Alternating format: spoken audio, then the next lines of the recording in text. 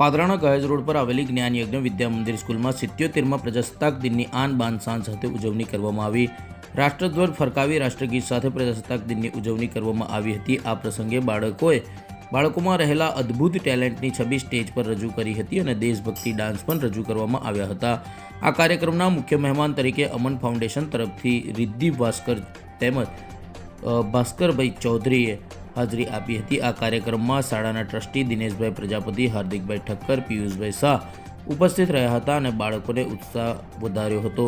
સાથે સાથે આવેલા મહાનુભાવોના હસ્તે બાળકોને ટ્રોફી અને સર્ટિફિકેટ આપી પ્રોત્સાહિત કરવામાં આવ્યા હતા।